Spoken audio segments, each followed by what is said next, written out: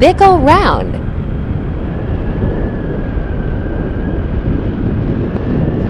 Ito yung ano, papuntang Daet, mula Sipukot papuntang Daet. So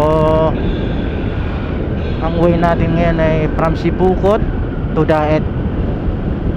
Okay. At maganda naman ang panahon. Ang